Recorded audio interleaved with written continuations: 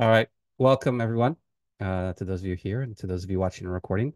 Just got back from Budapest a couple days ago and um, was very pleasantly surprised by the art that I saw there.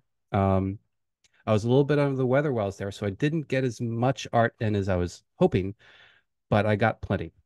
I went to two museums, to the two major museums, and the two major museums that we're going to spend time with, the Hungarian National Gallery and the Museum of Fine Arts, Budapest. I went to the Hungarian National Gallery twice because that was so impressive. And I've got a lot of things to share, some ideas about museums and about 19th century art that I want to get across and about visiting any city and what to look for when you're at art museums and what art museums to look for when you're in cities. So it was a superbly fruitful trip to expand not just a repertoire of art that I want to consider for the next book and for incorporating in classes and so forth, but also for how to find art. Um, I want to start off by giving you a bit of an intro to those museums and to what I found there. And then I'll give you a couple updates for what's coming up with Touching the Art stuff, namely the TTA 201 course, TTA 301, and Romance and Art course as well, and some other things. There is a donation button. Please feel free or not to make a contribution. I'll put a link, a PayPal link in the chat if that's easier. And let me post that in the chat. Now I want to hear from y'all. I know Daphne, you've been to Budapest, but has anybody else, been to Budapest before?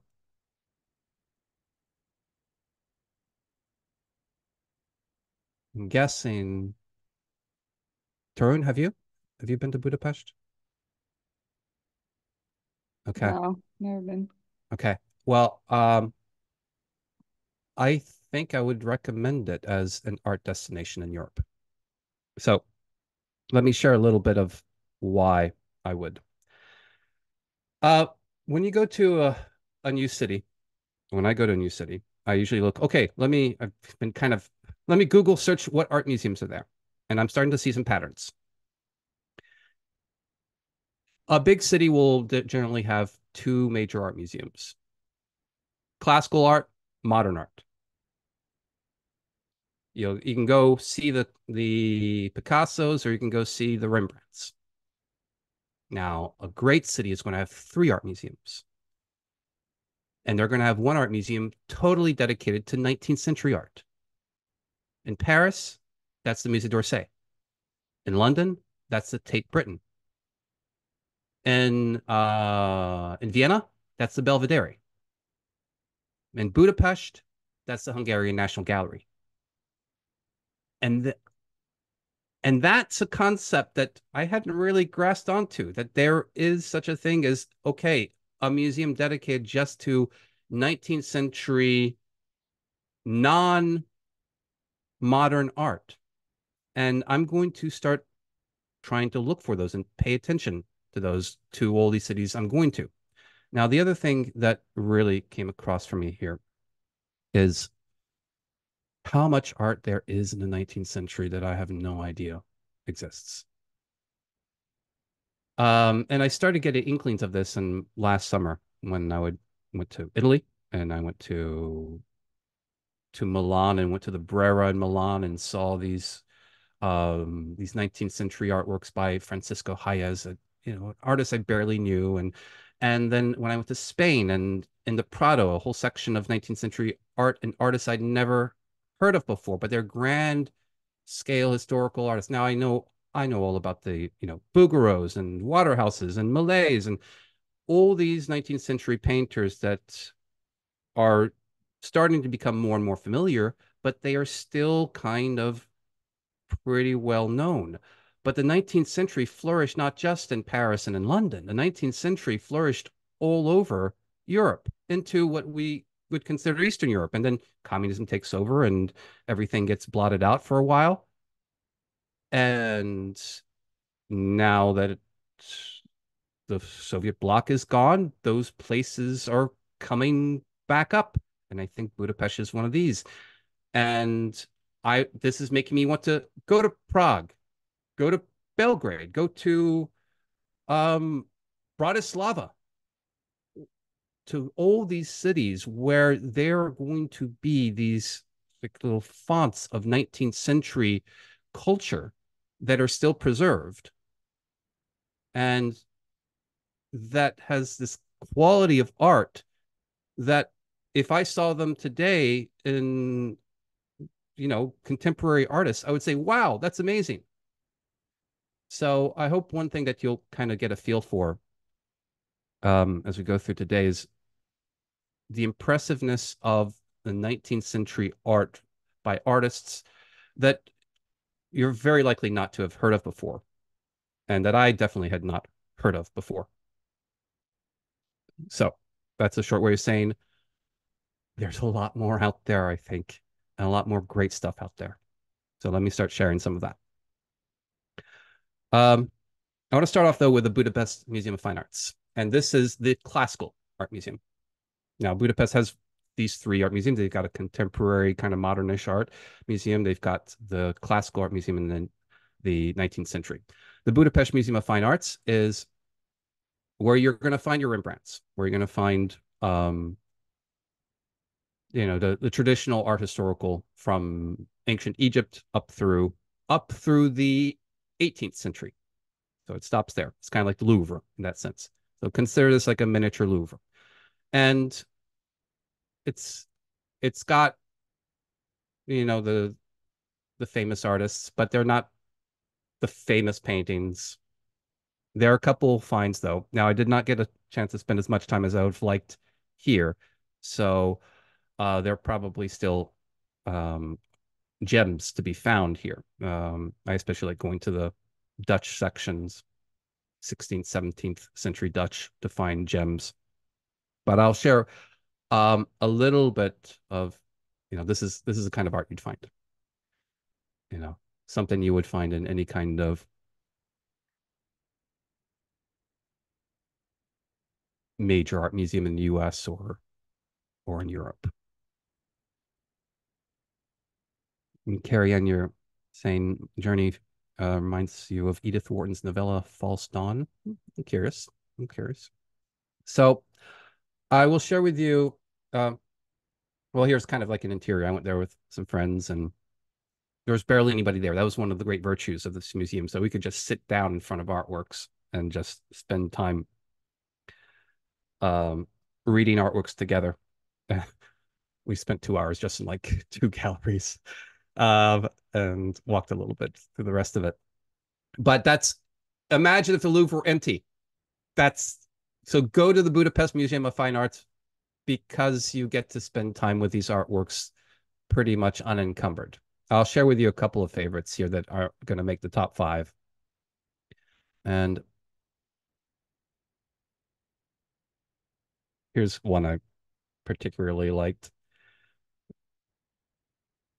What am I going to call her? I'm going to call her The Pleasure of a Quick Nap. I don't know exactly where she is, and my big question for this one is, okay, where is she lying down? It's not a bed, right? I'm not quite sure. It looks like maybe it's a bed, but it looks like she might be upright. What's her body doing the rest of the way? Oh, and Donna, you're thinking maybe she's crying. Yeah. She's got that handkerchief there. I think that's what you might be. Oh, and Donna, just FYI, your messages are going directly to me unless if you wanted to make them shared so that everybody can see. She might be. I don't know. I see a little bit of a smile too. So that's one. And here's another one that caught my attention. I'm going to call this one Startled by the Light. The Light, not the light. Because of course, she's got that skull. So just to give you a feel for what's there, the Museum of Fine Art, Museum of Fine Arts, Budapest. But now the main museum, the Hungarian National Gallery. Um, Hungary is both a very old country and a relatively young country. There is one big date that Rick Steves told me to remember and is very good to remember, and it's the date 1896, the 1000th anniversary. And they had a huge, huge party for this. Half the major buildings are built in for this celebration of 1896 for this 1000th anniversary. It also happens to be very much on the heels of Hungary becoming an independent nation, becoming separated from that Austro-Hungarian Empire, becoming separated from Austria in the late 19th century. And so this national pride buoyed so much creativity. And the Hungarian National Gallery is one of um, these gems from 1896. And so much effort was put in, and so many resources were put into not just the creation of the city, build up of the city, but of the art too. And so there's a lot of 19th century, late 19th century art in Budapest. And it's all housed here. It's all housed here. And this museum is also the more popular of the two museums. I'll give you a few inside images to give you a sense of what's going on. So I shared this in my email just to give you a sense of some of the salon style that's going on. And there are rooms and rooms and rooms of late 19th century art like this.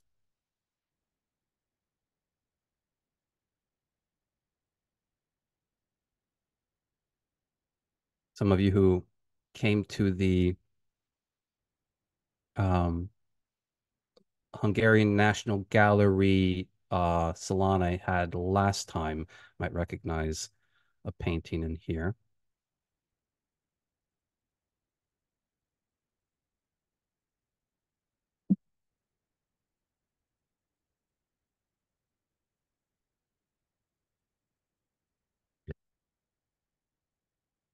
Now, the art is divided up into kind of the different styles of the 19th century realism, those that are more romantic like and dramatic, and those that are more societal and portrait oriented, those that are more realistic and urban oriented. And I want to show you here um,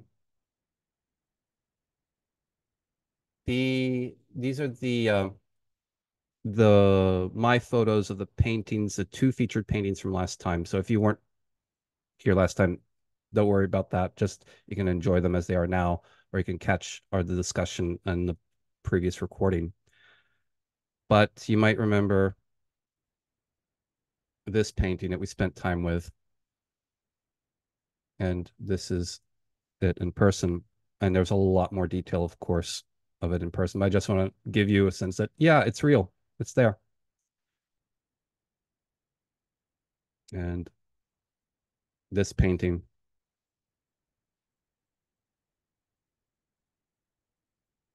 yeah, in person. Now here are a few that um didn't make the cut, but I really enjoyed.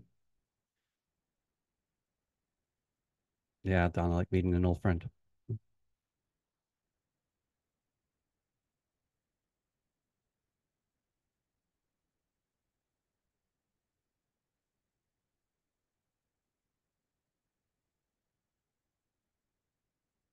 I don't know. I'm picking a lot of paintings about sleep, which is, I don't know, maybe subconscious desires on my part. Okay.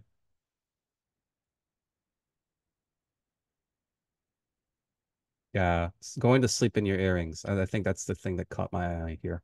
That light across your neck and then earring.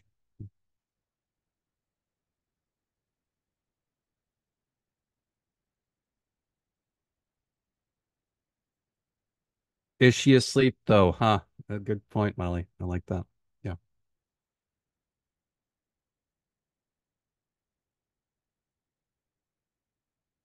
Yeah. Right, Donna. This is from that dramatic romanticism room. And there's a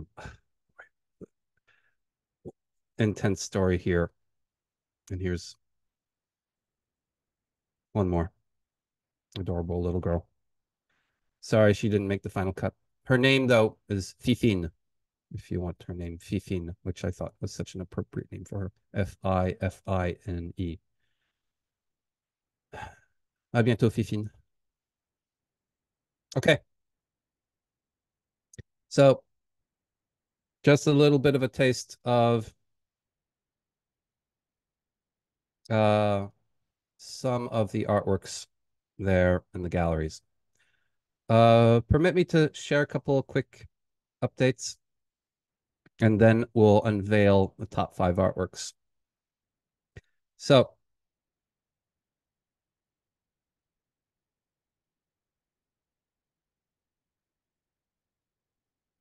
Touching the Art 201, new session is coming up mid-October. And if you're interested, this inquire, let me know. Early bird registration for that ends on Monday.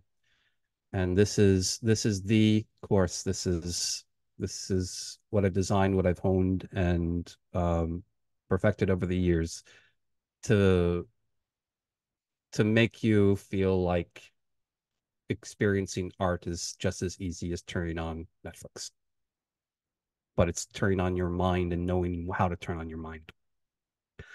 And then there's I've already delivered this course, Romantic Relationships in Art. I think it's going to be under the guise of a different name. I think, oh, I forgot what the title is going to be, but I'm delivering it for the Objective Standard Institute.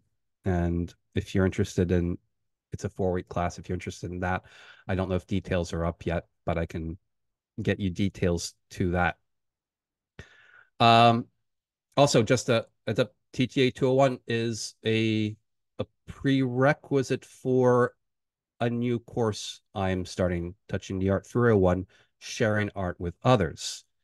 And this is a this is a prototype course, and this is me delving into areas that I think I've got some things to say that are in some methods of helping you that are really valuable, that are going to tap into parts of yourself and your life that are going to help you think more deeply about art while bonding with others, while cherishing moments with others. So that's just a little bit of an update. Hi, Jim. Welcome aboard. Okay. Are you ready?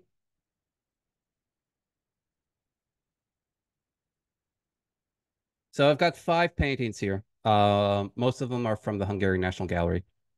And these are 5 artworks that I would consider for Stories in Paint Part 2. I've spent some time with. I've got some I have stronger feelings about than others. I'm curious about which ones you're going to be initially interested in, and I might take your initial interest in a particular art or your initial disdain for an artwork as motivation for doing that artwork. Um, because I think that there is certainly there I was caught by surprise by several artworks that I thought, I'm not too interested in this one, but then spent some time with it and really found deep meaning. I think there is one particular artwork that is by far my personal favorite from these, and I don't know, maybe we'll spend time with that one. We'll see.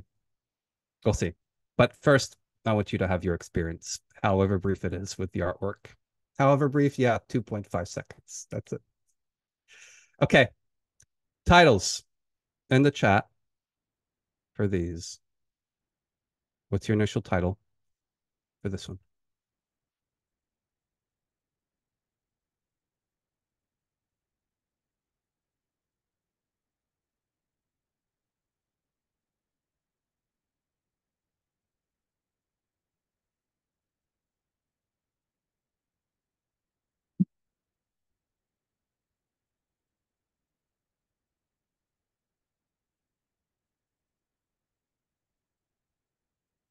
Okay. Daphne, you have Swamp Date. Carrie Ann, Green Dreams. Molly, Fading. Donna, Afternoon Idol. Torun, Walk in the Rose Garden. Okay. Here's the second one. What's your title for this one?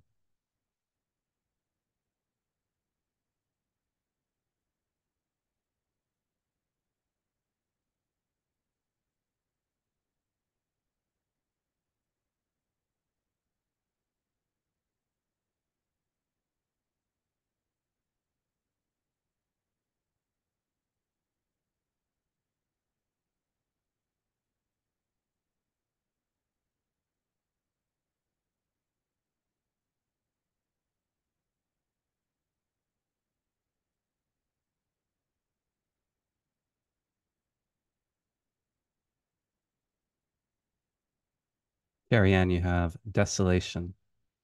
Daphne, They Are Gone. Molly, The Great Long Empty. Makes me think of a film noir kind of title. Donna, Loss. Torun, Already Longing. All right. Next one.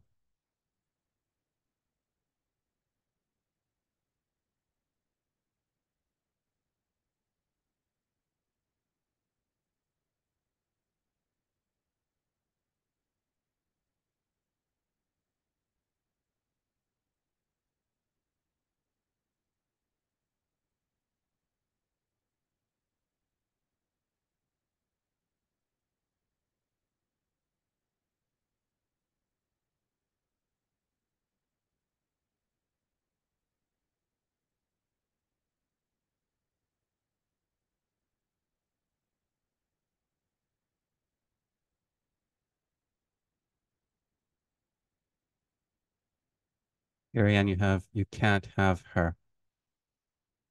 Torun, you have I Trust You. Daphne, I Will Protect You. Molly, The Swoon, or I'll Save the Day, or My Hero. Donna, Rescued Damsel. Okay. And next one.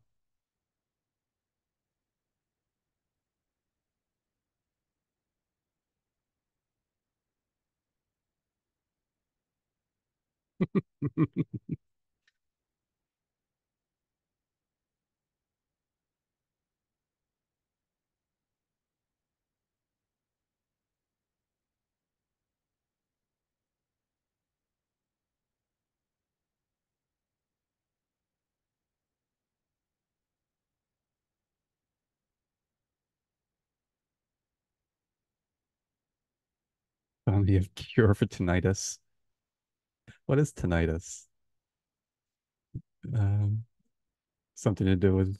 It's ringing in the ears. Oh, this is what I should have had for the airplane. Uh, okay. Yeah, I should have my seat date. Uh, Carrie Ann, you have That'll Serve Him. Daphne, Steady Now. Molly, He Deserved It, I hope. Torun, The Final Blow, but undramatic. And one more.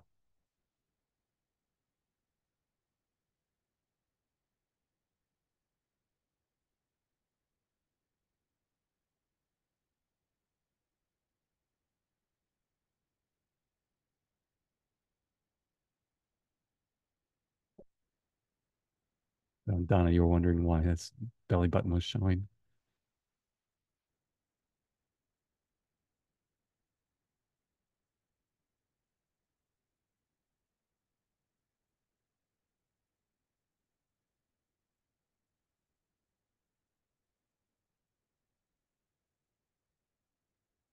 Okay, let's see what we have here.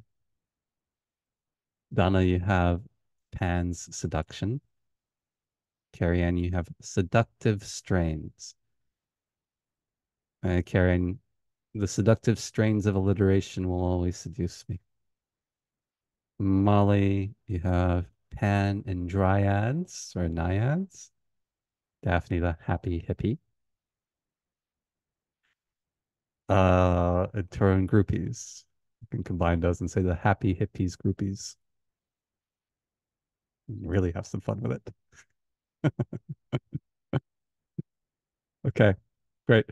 I'll go back through all of them and you're going to get to vote on one. The swamp date.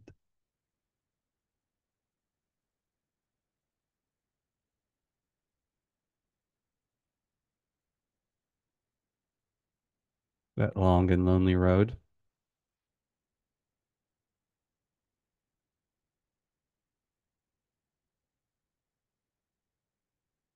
The swoon.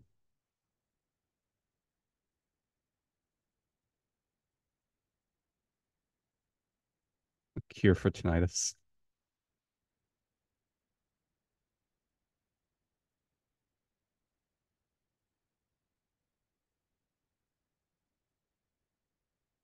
And pan seduction. Okay. Let me put a number by each of these.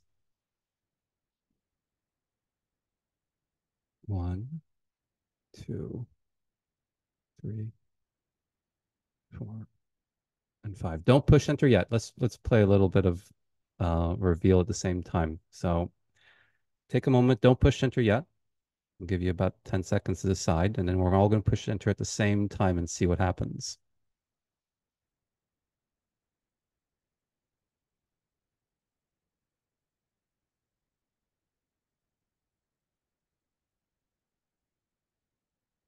All right. 5, 4, 3, 2, 1. Push enter.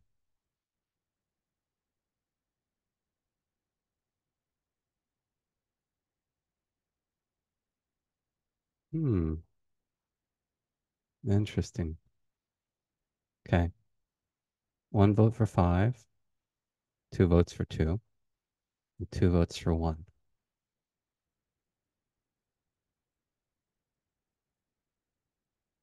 All right.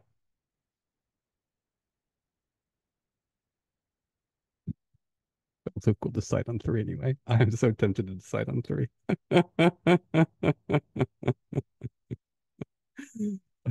Or 4.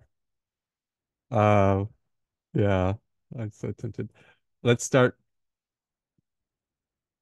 The one we're going to start with, I've got one decided, and we're going to spend and give you 2 minutes, maybe a little bit less, with it on your own. And feel free to write out a short reading if you like. And then I'll have a series of questions. And then I'll share the title and any background story. Okay.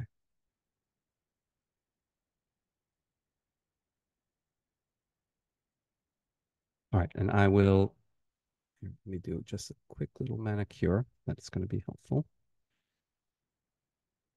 I've got one close up.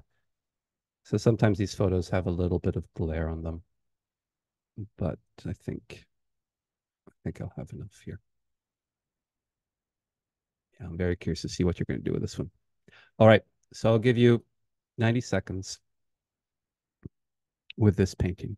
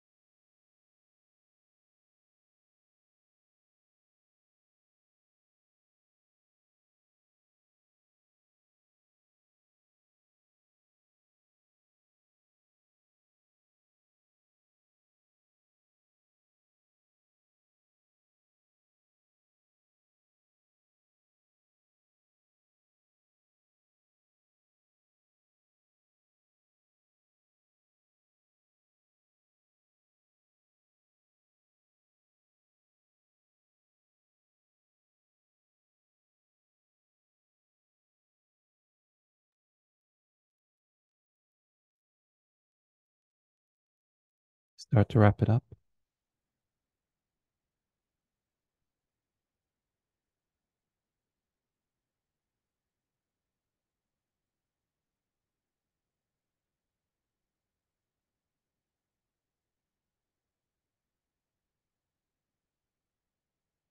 And I invite you to find a stopping point.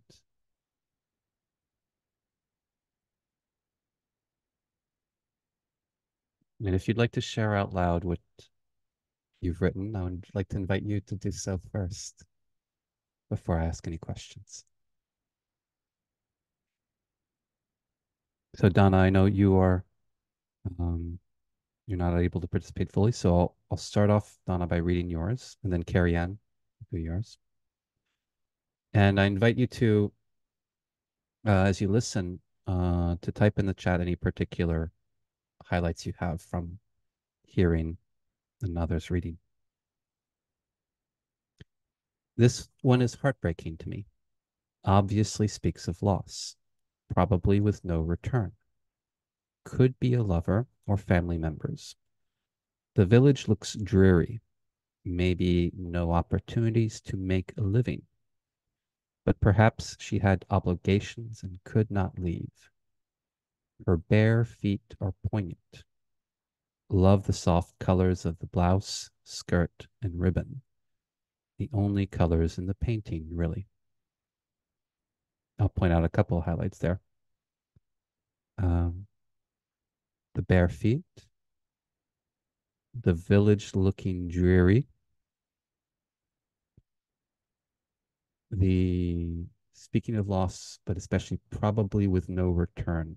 And my follow-up question would be, what do you see that suggests loss and no return?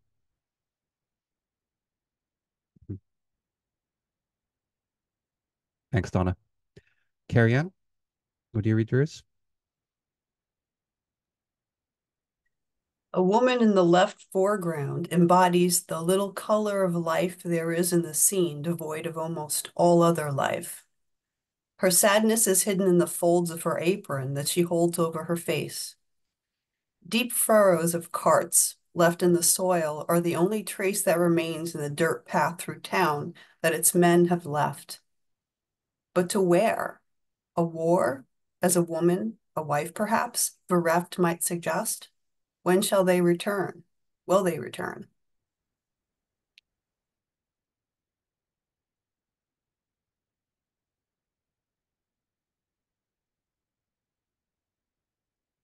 Okay.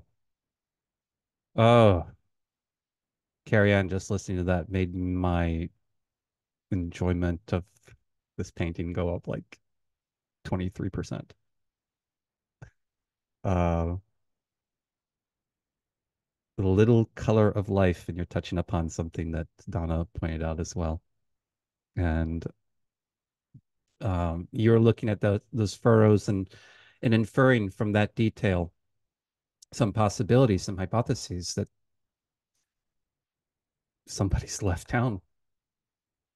Maybe, and Donna suggested a lover family members, and you're suggesting maybe male lover family members. Maybe they went off to war someplace else. I really enjoyed how you inferred the possibility that those furrows have something to do with her sadness. Okay. Thanks, Karen. Molly, want to share yours? Sure. A woman weeps into her apron, her braid long down her back, and her skirts still at her side.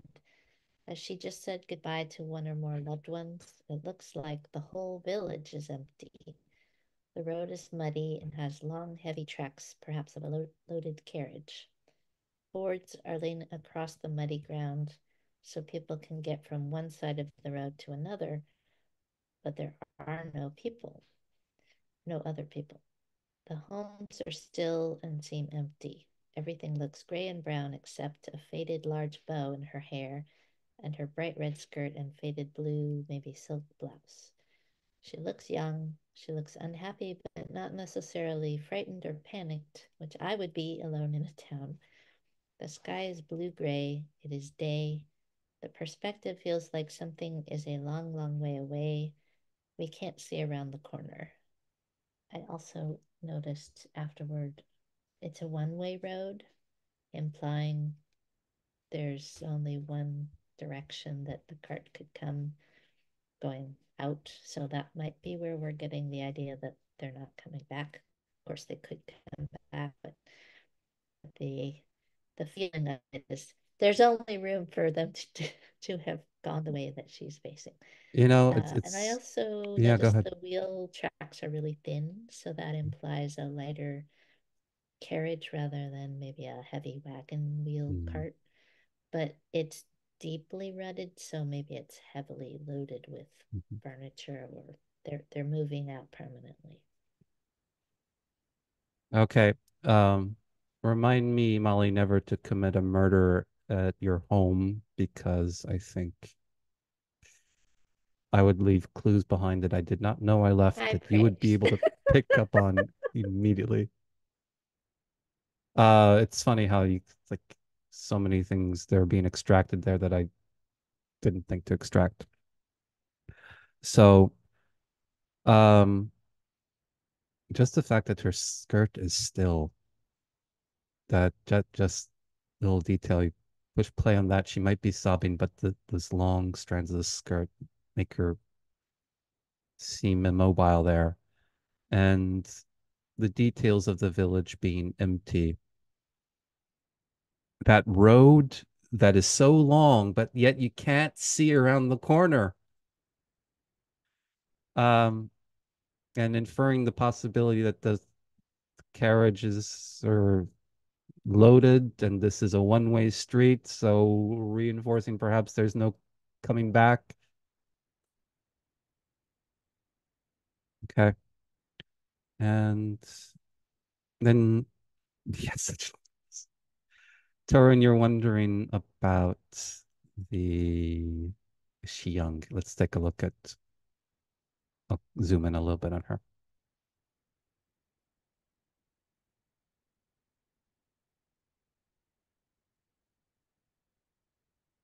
So you're noticing maybe a little bit of gray in the hair. For me, she looks like a little bit middle-aged, maybe. Mhm. So my impression was more of like a mother, maybe her son is going off to war or, leaving for another reason, but more Mhm. that age. She doesn't look like a very young person to me, even though it's not very easy to say. I don't know. It's just my Yeah, impression. yeah. Torrin, do you want to share any more observations you have about what's going on? Well, I think most has been said already. It's one thing that I noticed was the way that it looks like she's leaning against the doorpost with her head. Like she's a Mhm. little bit like, which kind of exaggerate her Um, the whole depression that's going on here. Basically, that she's like she can't even stand up straight and kind of gives in, just leans against the doorpost with her head. Yeah, for yeah, sports. yeah. Okay. Yeah, the So if you zoom out a little bit and you see her stance with her foot, and that her head is quite far yeah. uh, leaning over. It's a really strange doorpost. I'm noticing how angled it is. Mm. But yeah, she is. So what does that detail suggest to you that she's leaning there? What are you inferring from that? Well, if I imagine myself in her position, that would be that, the sadness is taking over and, you're kind of, it's like a desperate attempt to kind of find support in some way, I guess, Mhm. somewhere to hold onto Mhm. in that sense, Yeah. maybe. All right. Thank you, Torun. Okay. And Donna, you're saying yes for support. Any other observations anybody wants to make? So I've got a couple questions. I want to see how you answer them. And oh, and Carrie, I see your hand. Go ahead, Carrie. It's difficult to tell from our vantage point, but on the right side of the canvas, there looks to be a house with a light in the window. That seems to be the only other sign of life. I didn't notice it earlier. I can't tell whether there's a person in there, like a sort of part of a face. It's the details a little blurry. I was just curious about what's there. Yeah. What does everybody else make up from this?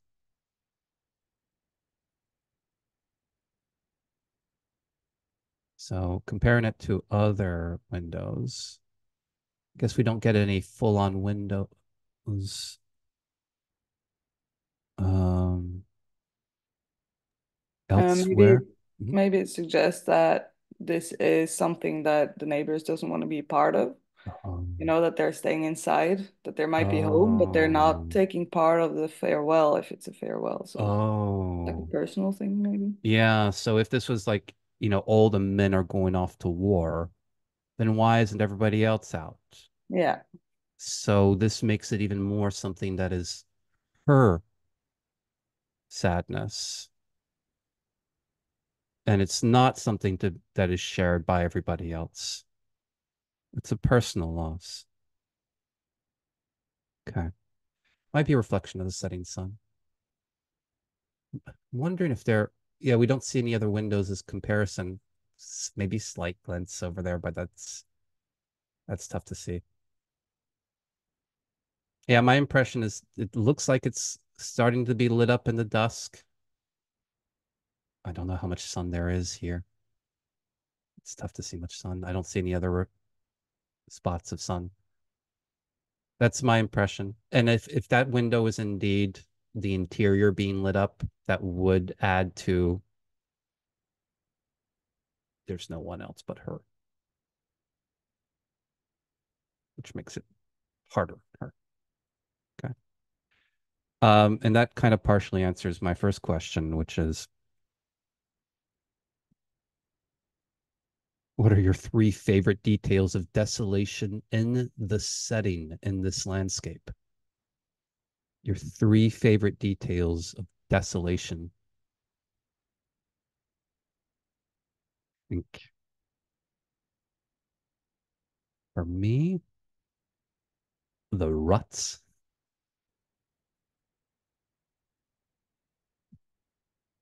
that grayish sky,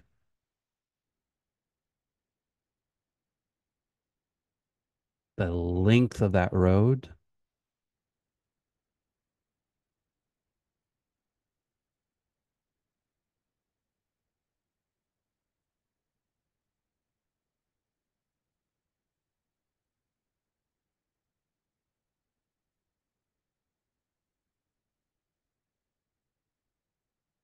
Oh, okay. And I'm looking at the comments, Molly, you have she's enclosed in a coffin like box structure.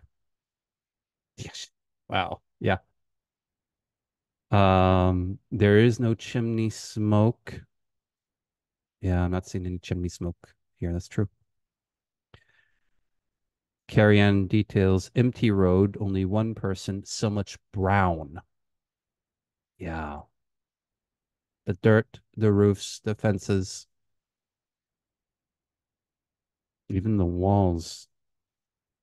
Donna, her feet, the empty road, are hiding her tears. Uh, Molly, a fence, but nothing livable, nothing visible living inside. Is this the fence you're referring to, Molly, right here? Yeah, Yeah. You can't see flowers or animals or that's true. There is no any color of flowers, and you can plantings. imagine her like I want to having. peek around the corner, but I can't see it. Like, You were stuck what's in in there? exactly. Yeah, there could be They're stuff, but stuck, not from this particular vantage point. There is nothing. much like her perspective is that I'm doomed or I'm in desolation. She can't Yeah. see anything around to enjoy. Mhm. Tara and the empty village takes up most of the painting. Yeah. Yeah. Um. Oh, Torin, you're saying that is making me put two things together. The direction that she's facing, if she tilts her head out, she is kind of seeing the same thing that we are. Just that long, empty road. And Molly, no, you're just allowed three. I asked for three exactly for the sake of you want to go over. That's why. If there's a number, you're like, I'm eager to get more, to meet and get more. And then Molly, you have the thin trunks of this tree. Oh, look at those thin trunks. There's, is that like one brush stroke? Not to get into technique here. It's like, here, let me just. This is like a depressed Bob Ross. Oh, depressed little tree. uh,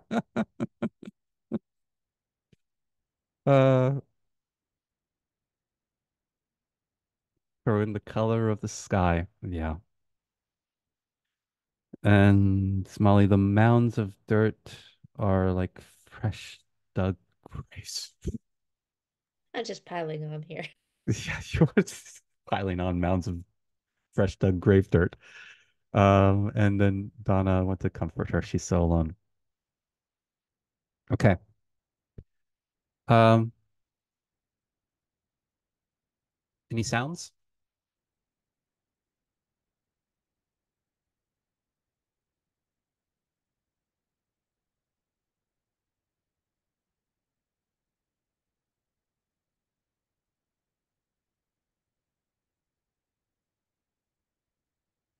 I guess the only sound from me is just her sobs, right?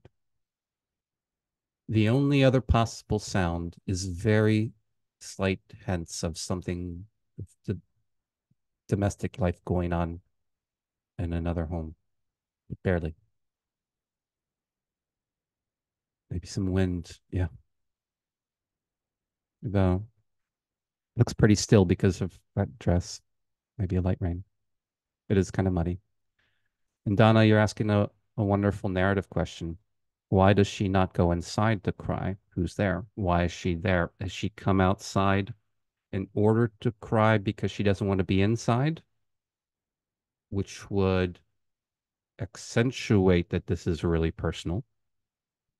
Or does her being out here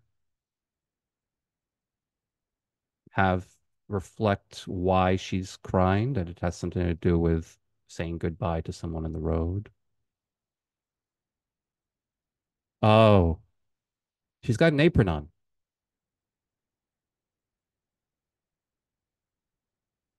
Or is she crying because something inside?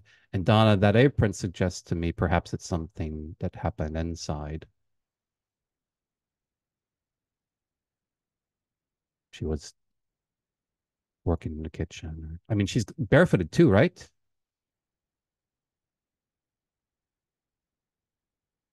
So Turgenev, maybe leaving the place she last saw, the one she's lost, will mean that she has to accept it. Oh, Turin, can you follow up on that? What do you mean leaving the place? She, Well, it's you know, if you know that someone's leaving and you know that it's gonna be a while until you see them, it's kind of like there's always a feeling that I would like to linger just to like, yeah, I yeah, saw them there. And then when you're like, okay, I'm gonna go in, then you're moving on with your life and you're kind of like, okay, I'm gonna do something else. But when you linger, you're still in that moment of, saying goodbye or in the moment of thinking about this person. yeah, So by yeah, staying there, it would be like there's some reason that she still wants to be in that mindset where whatever happened there was. yeah, yeah. It's like going off on a trip and leaving a loved one behind. You can kind of keep looking at them as you're walking away, and Yeah, then decide to turn around and go. yeah. But And that perhaps she hasn't yet. That perhaps she is still in this place where she said goodbye to the loved one and is and still needs to still process wanting. it or, still has a need to cry it out before she has to go back inside and make dinner. Like, Yeah, yeah, yeah, yeah. Thanks, Taryn. So Donna, you have new take. She's realized she's pregnant and they're so impoverished she can't afford another child. Came outside to cry alone from domestic scene inside. Okay. Oh, yeah. So that's an intense moment of something inside that she needs to get away from to come outside. And there's no support out here in the community for her. So we've got two possibilities. Does the long and winding road have something to do with her current sorrow, the reason for it? Or is it, or did something happen inside and she left it in order to come out here in the middle of the nowhere to grieve by herself? You ready for a title? Abandoned.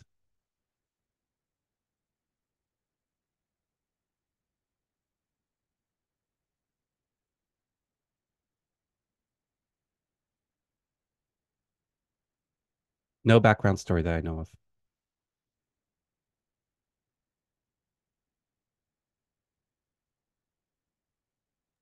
What's the year? Hmm. What's the year? Good question. So Molly, how would that help you? Maybe it would relate to a historical event that we That's could a good, yeah, look up. yeah. A war or I think that's a great point. Let me look that up. And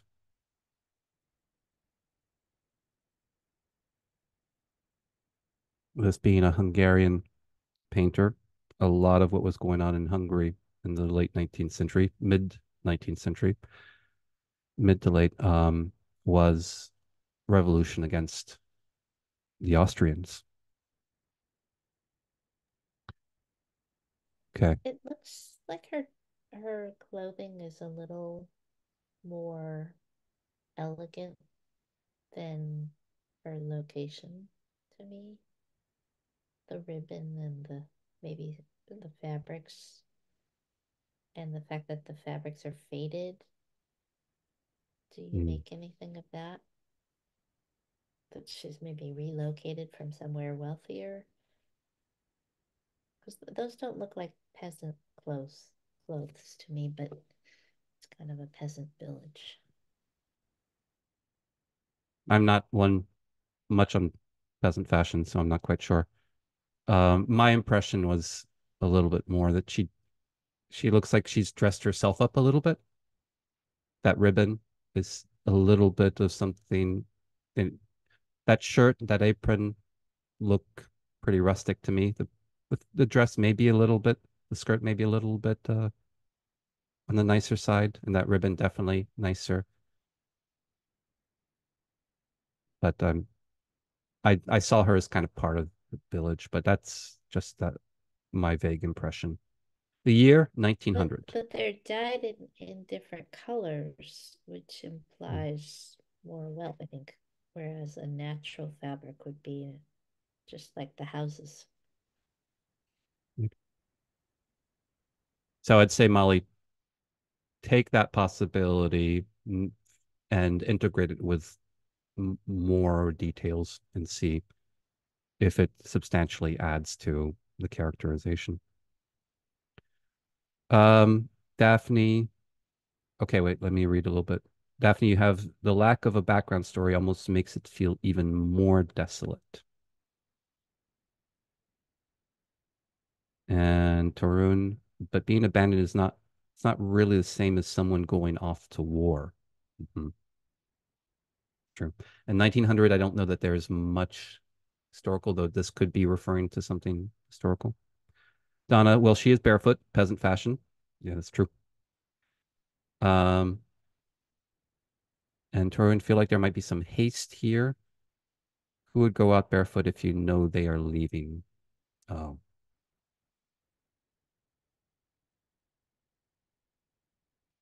so I think the particular scenario from what the information we have is kind of open-ended.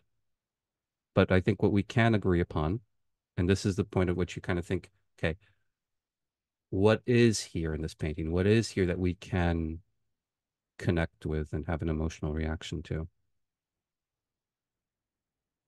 So this is where you try to challenge yourself to come up with one sentence that summarizes not the hypotheses, but um, as true a statement of what's going on as possible. Hey, Jim, thanks for chiming in. And we are seeing her thoughts. Her face is buried in her head, suggesting that she's deep in thought. The vacant village is what she is seeing in her mind. Mm. Um, I like that, Jim, in this way, because the first thing that I'm seeing as a viewer is the landscape, this empty scene, and I'm immediately put into that state of consciousness of a long road that I don't see the end of, there's nobody in. And then I'm kind of transferring that state of mind to her, to me thinking about what it's like to be her. So it's almost like me putting myself in her place.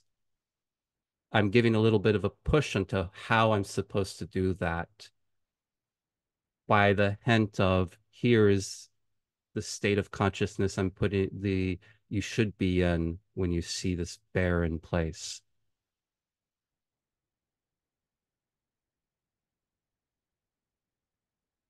So here's my stab at a sentence. Let me know what you think at a sentence summary. Um,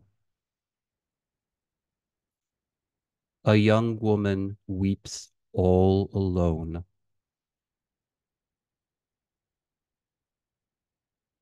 on a village street with no one around.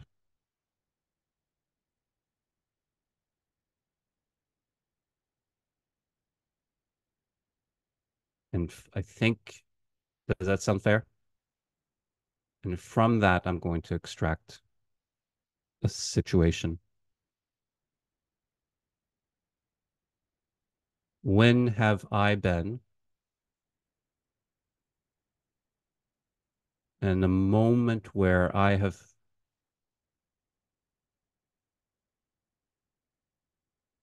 been sad and upset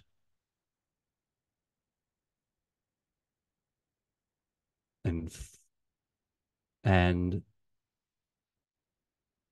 completely by myself? I think that's where I might go with this.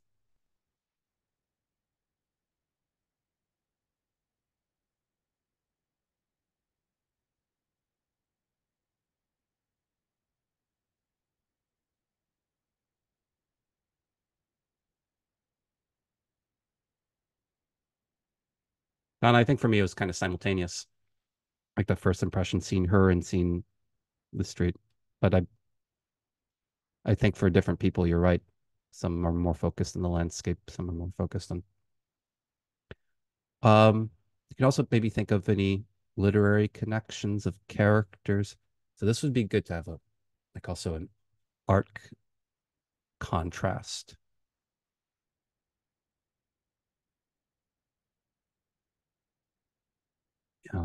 The fact that it's an empty street does strongly suggest to me that the furrows, that there's the title, the abandonment, the particular reason for the abandonment is not important.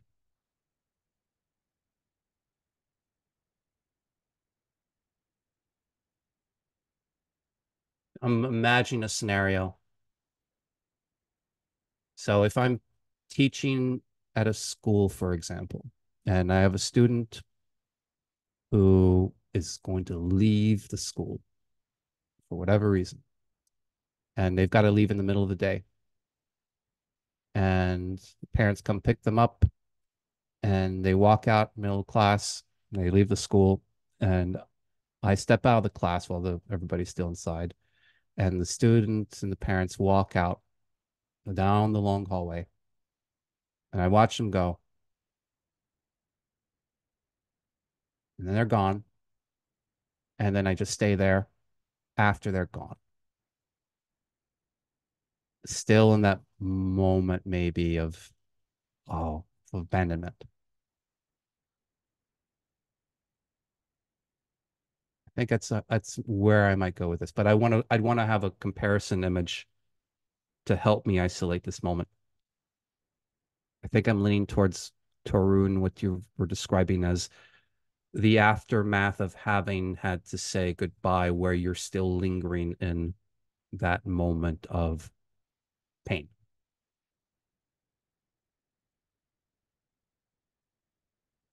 Molly, I wish I knew. I wish I'd read Tessa d'Urberville's. Oh,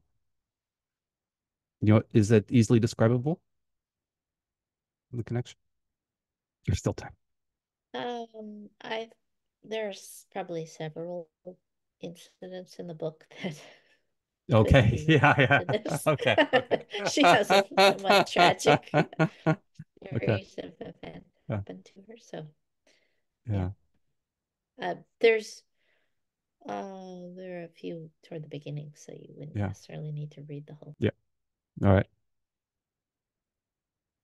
Let's see, Donna. I've been touched seeing women cry in public many times.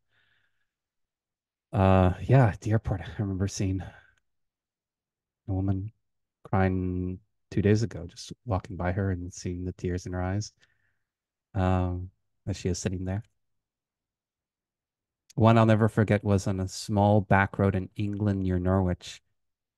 I was driving and she was walking and crying.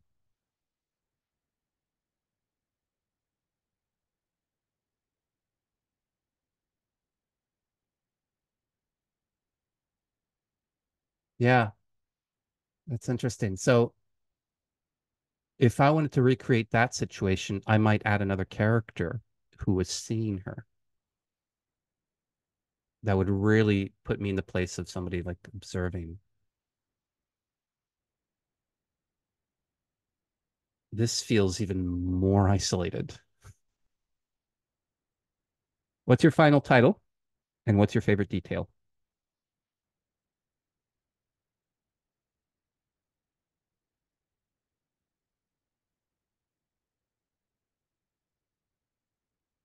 Donna. Yeah, perhaps that's us. We're behind her.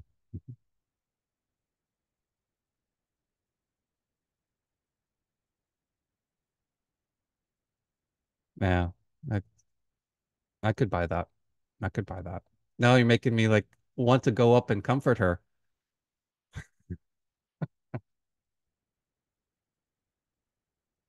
Molly, did you just say tear tracks?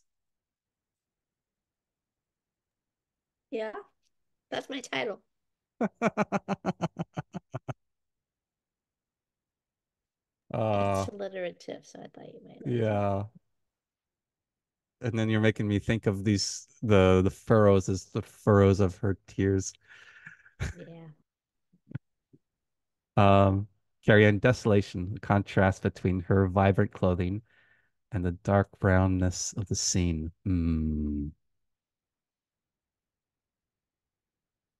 Turn unable to leave the lingering moment of pain.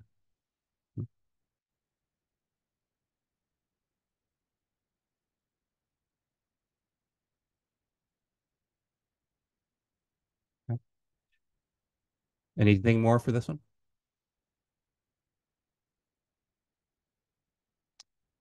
You guys want to take 10 minutes for something maybe a little bit more of an uplifting one?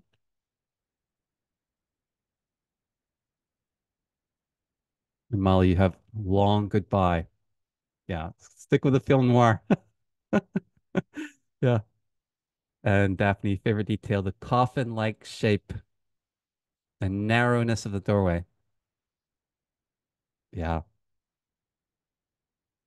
Yeah. It almost squeezes her in the way it narrows down. Mhm. Okay.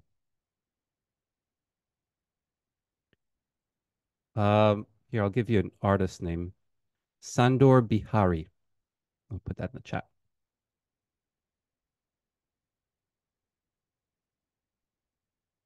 Wait, let me make sure.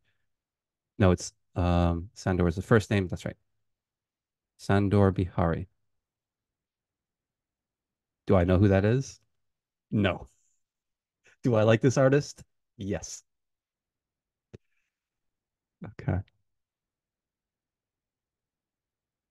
What a wonderful integration of the setting with the character and the moment. Hungarian. Hungarian, Donna, Hungarian.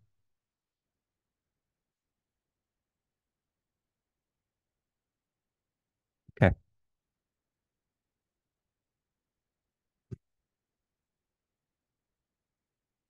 Torun, your wish is my command. Okay. We can do this just quickly in the chat. You can write out a sentence at a time if you want to push enter, and I'll narrate. Yeah, I'll be the narrator of the collective thoughts. What do you see going on in the scene?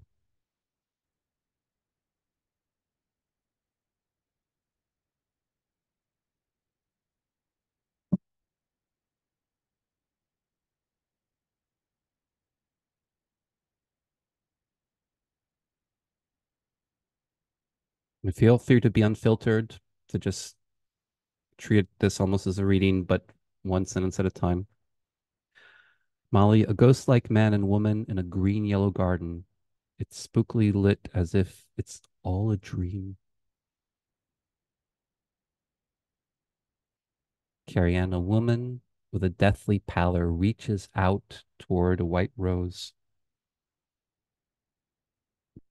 Molly, the woman reminds me of Daphne, as if she's changing into a tree with leaves coming out of her hair, as in the myth of Apollo and Daphne.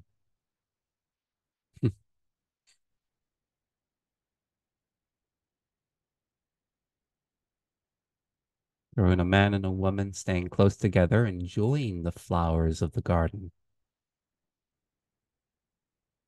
On a fanciful scene, he's wearing a crown. Oh. Is she wearing a crown of leaves? That's right, he's wearing a crown. Okay. Hmm.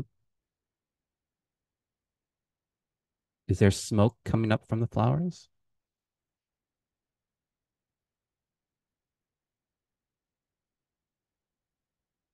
They seem sad, as if about to part. So I'm zooming in on the flowers here and the possibility of smoke. Maybe an offering.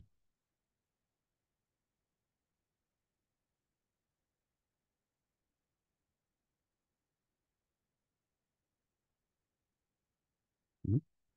What more are you seeing? It's oddly straight smoke, though. Yeah, this part is kind of straight, isn't it? Extreme. Here we got a little couple little curves. There. There's a stag in the background, and the sculptures seem half there, half see-through. So here's a little bit more of the sculptures.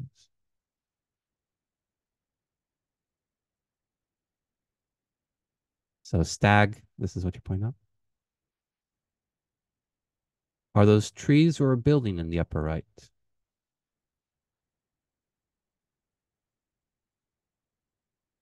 Right up here. Yeah. For me, it's kind of hard to tell. The regularity makes me think kind of man-made, but I don't see any other suggestion of a building. Maybe moss hanging down. It's like a grotto almost. Okay.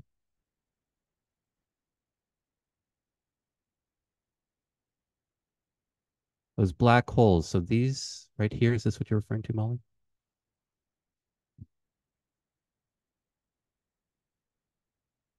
Carrie Ann, the entire scene looks like it's submerged underwater and covered with a hazy green sheen of green algae. So much green. Yeah. Okay. And Tori, when you're pointing out, let's go to them. The man is wearing a crown, and the woman that it seems like a ring of leaves on her head.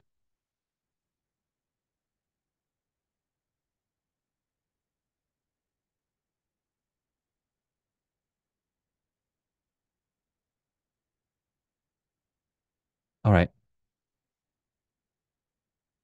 So where are they? What are they doing here?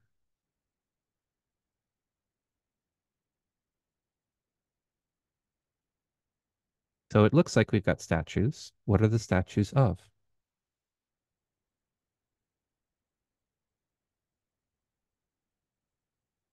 Leda, as in Leda and the Swan? Maybe it's an altar for the gods. That one Oh, put on your, looks like yeah, a go ahead. Leda. That first one looks like Leda in the Getty. The Oh, one where Leda and the she's Getty. got the swan next to her. Oh, like maybe right. This looks swanish. Yeah, and then there's Um, a mhm. stag. That third one is maybe the stag. What's the one where he gets pursued by his own hounds? Oh, Who is that? yeah, yeah, Who is yeah, that? That guy. yeah. I know Starts who with you're an talking A. about. I can't think of Yep, his name. yep. Oh, those ancient Greek myths. Okay. Ah, they're all a blur after a while. So Donna, you like Molly's suggestion of an offering. Um, and Tarun, the offering is flour. So let's give some ancient Greek background here for statues. Oh, Carrie Ann, the second statue is a woman playing a lyre. The third one might be Diana, goddess of the hunt. Yes. Okay. Diana, goddess of the hunt. Who's Diana's sibling who plays the lyre? Apollo, god of. And then That looks like a woman. it does. He's a more feminine god. Right. And then we've got one more goddess here, Oh, that would be Venus then. Aphrodite. Right? Aphrodite. So we've got a couple here who look like they're making a burnt offering of roses at a pedestal at the base of the statue of Aphrodite. Who are these two people?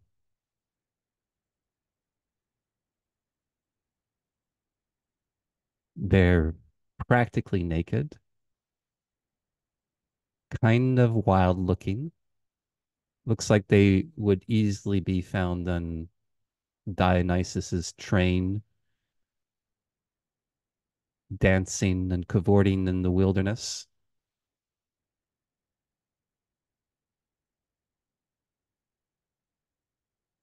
But here they're not.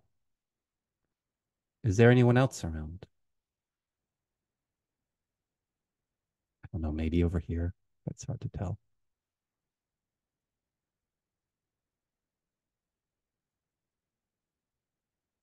So here's my summary so far. A couple has come to this shrine to the gods in the middle of the forest to make an offering to the goddess of love.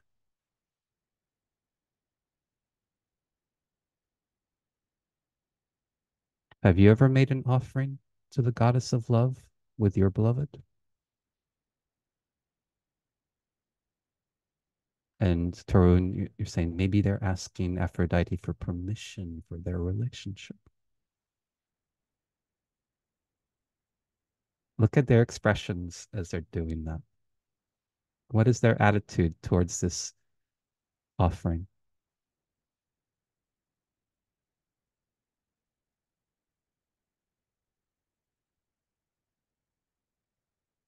Or to be blessed with having a child? Molly, you're saying solemn.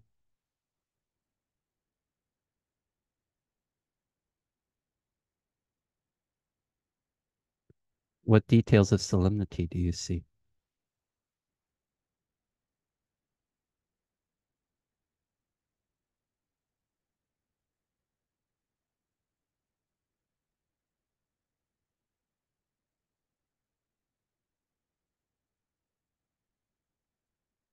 Mhm.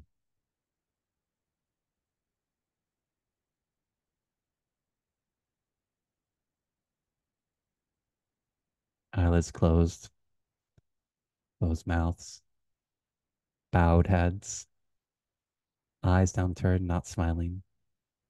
Gentle hand clasping. Yeah, that's a detailed solemnity. The gentle hand clasping. Oh, and you're making me think also the solemnity, where is the hand being clasped? And Torun, you're pointing that out, how he's holding their hands close to the chest, not looking at each other. Ah, that's I think that's interesting. It's not like a priest who's saying, now you may kiss the bride, and you're looking into each other's eyes. No, you're both focused on the ritual, on the request, on the offering itself.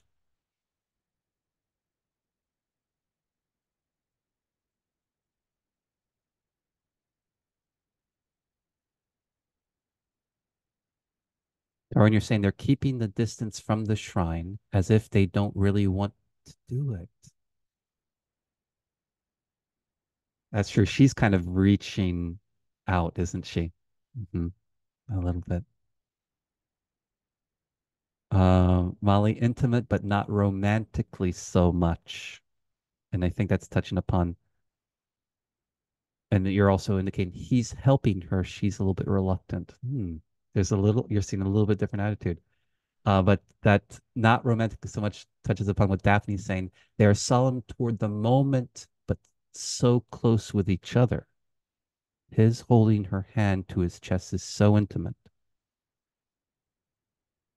Can you point out two more details of intimacy between the two of them? Yep, Turin. Yeah.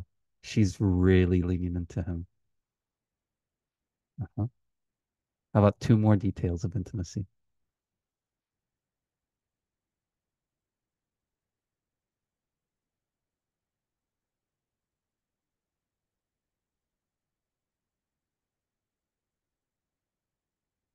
Her earring. How is that a detail of intimacy, Molly? Does that make you think? She's dressed up. Oh, for him. Yeah, Daphne. Their nudity. Yeah.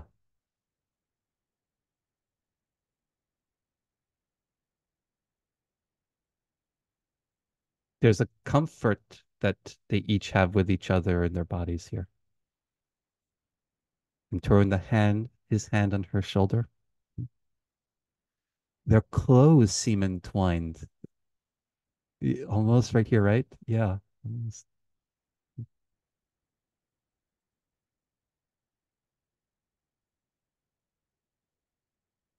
Okay. What quote would you give him? If he were to speak right now, what would he say? Or if you were to read his inner thoughts, what would they be?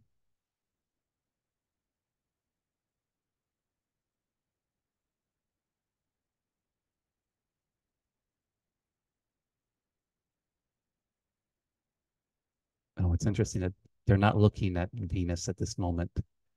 They're both looking at the act of offering. And Molly, you're having him say, I'm here. Um, I'm here for you. Mhm.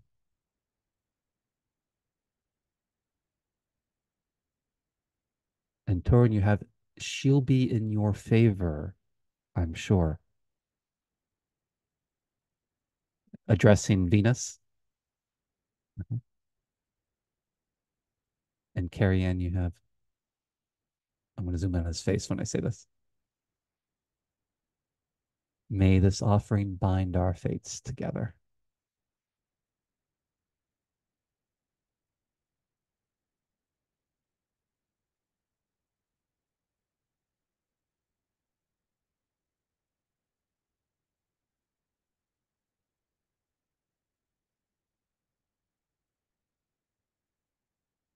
Molly, is this like the one at the Getty we saw recently? Oh, Yeah, I forget when that was, but it was a little painting second floor, with two Greek mythological characters who are a man and a woman. I don't remember what the story was, but they were at some kind of offering and they were solemn, and it was Now you're similar making me to the wonder what that moment, is, because that'll but be now I a can't great remember. comparison. Molly, you've But got to you remember. You've stopped got to at it. remember. It was your painting. You stopped us at it and said, I "Let's don't look at remember. this Oh one." It man. was near the Bonaparte sisters, kind of near that room. Um, the one I'm remembering It was there on is that trip. the parting, It was just recently. That Telemachus leaving. no, no, No. not that one. No, it wasn't a big painting. It was like laptop sized. Oh, I like that description. I'm going to use that. Uh, okay. You got to be my memory for me. I don't remember. We All right, saw a let me lot that day. It see. was that one that we just went on in, Yeah, when was that? let's.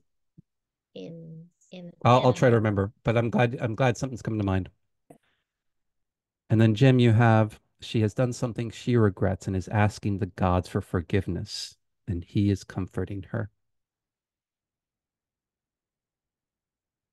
The expression on her face, I'm guessing, Jim, is a suggestion maybe of that there is something that she's kind of reluctant. All right, title: The Golden Age. The Golden Age. Now, this is one I have not done any research into. Um, but I think it refers to a period of time, a kind of legendary mythical period of time where humanity is kind of at its early apex, where innocence and goodness are the norm, almost untainted by sin. But that's something that I would want to look a little bit more into to see this as an example of. Now, the title doesn't help me much with the personal connection. Yeah, pre-internet says on it. So here's how I'm reading the scene. The kind of moment I'm seeing here is a couple who has come to make some kind of ritual to solidify a romantic bond that they have. They're making an offering to the goddess Venus, not to Apollo, not to Diana, to Venus. They're giving her these roses, maybe the roses that they went out and gathered and had a lot of fun with, and maybe they've been dancing, and now there's a new step to take in this relationship that they want to have. And they'll sacrifice that rose and ask Venus or encourage Venus to bless their bond. And so this makes me think of not just going off on a date and not necessarily kind of getting married. That's a big public declaration, but a kind of private moment of acknowledgement of, not to each other. You've already acknowledged to each other that you want to be together, or you want another step, you want some consummation to your relationship. But we want this consummation, and we recognize this consummation in this act that we're doing together. They're not looking at each other. They're involved primarily in this ritual. She might looks a little bit hesitant. Maybe she's doesn't know what to do, or she's maybe a little bit nervous, but they're both treating it very solemnly as they're moving on to this next step. So I was trying to think of kinds of moments like that in my life where you're doing something together to acknowledge your romance, but it's not for each other. It's not like let's read each other poetry. It's not necessarily that. It's let's go to a spot. I don't know. Maybe let's go back to the spot of our first date from 5 years ago and take that in. Or let's go watch this movie that is going to capture what we love about love that we both share. And so our focus is outwards. And then there's the understated intimacy between us that this outward focus is helping to blossom. So I've been trying to think a little bit about that. What is something that you would do with someone else to capture, to celebrate your romantic union in some way?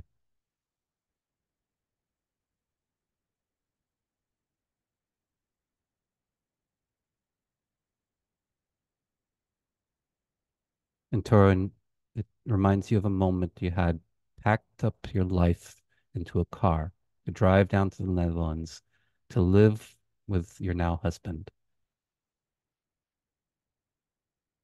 Mm. So, then you've got the photo, and I'm imagining kind of the moment. Is this kind of you're together and the car is all packed up? And I can imagine you two kind of looking at the car packed up, not imagining the photo, but you two in this kind of moment, looking at the car all packed up, knowing what this means. Maybe you two are together, but your focus is not looking at each other. It's looking at this packed up car, how this is now a kind of important transition.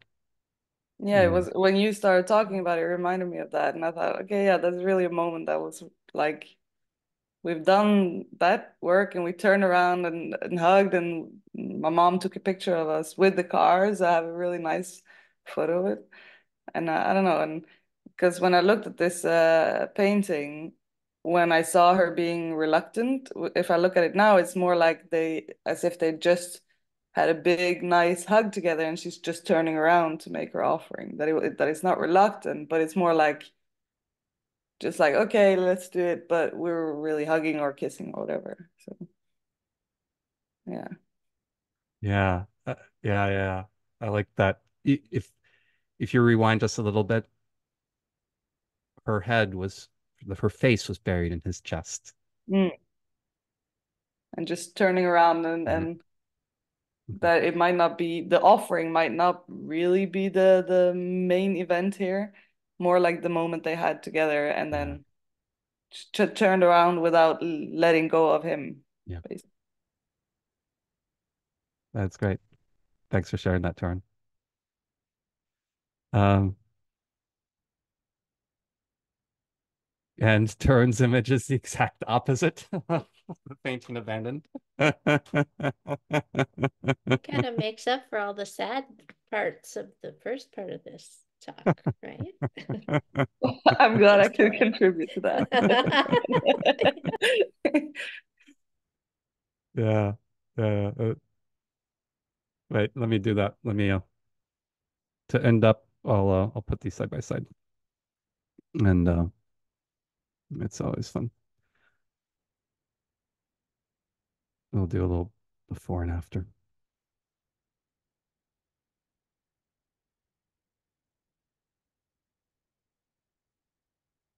Or,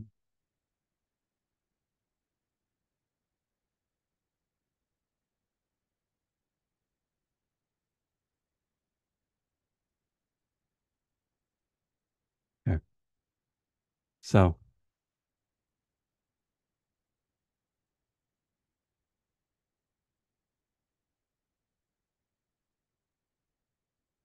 all right.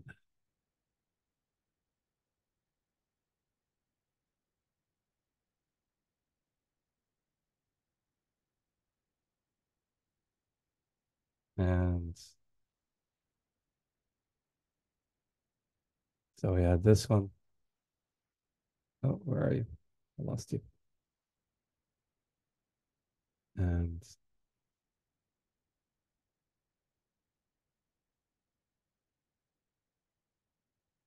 this one.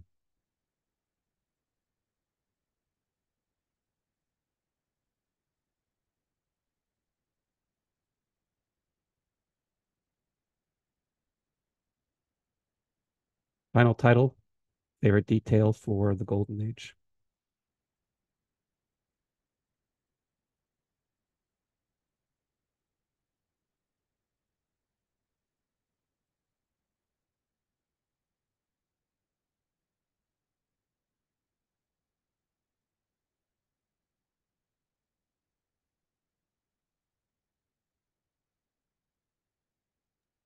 Is it more yellow and golden in person? Because it looks kind of greenish.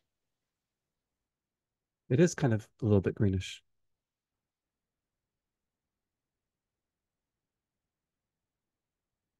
It is. I'll share with you. I took a dozen photos trying to get the lighting right. Here, let me give you another.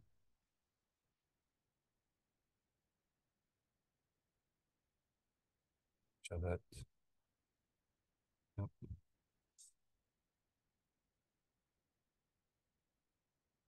It was very hard to get the right color because there is that tinge, but then when you see them, they're a little bit less in the green.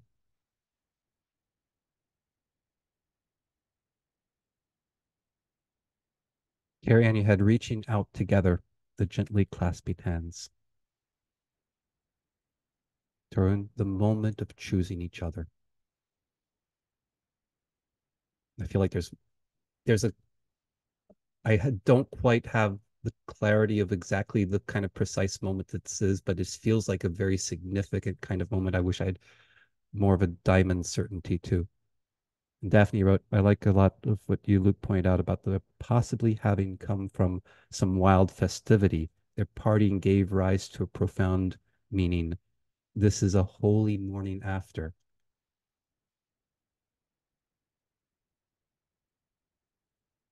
Oh, I like that phrase. The holy morning after. Mm, yeah, that's great. That's the, how about that as a title? The holy morning after.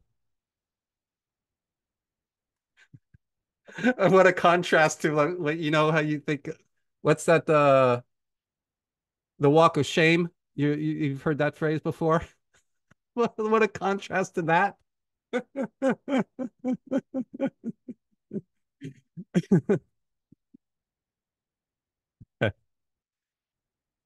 Oh, all right. Maybe they haven't even slept. Yep.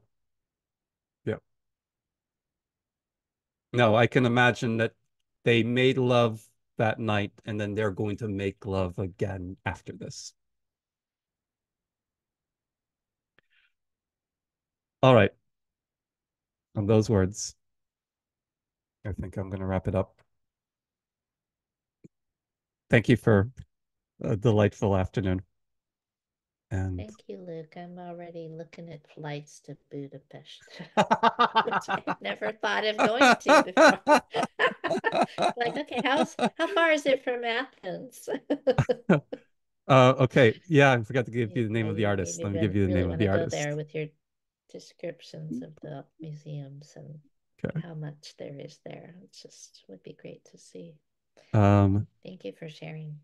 you bet. So the artist's name is, I've got to get this memorized because this was my favorite art experience, particular painting. And let me get this down. This is one of the two that I mentioned in the email. So artist's name is Janos Vasari.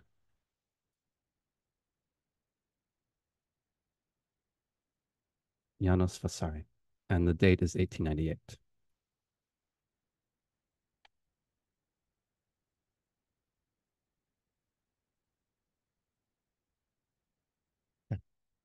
All right, final thoughts or questions? Thanks for joining me. I'll talk to you guys later. Bye bye. Thanks, Luke. Thanks, Luke. Thanks a lot, Luke. Bye. Bye.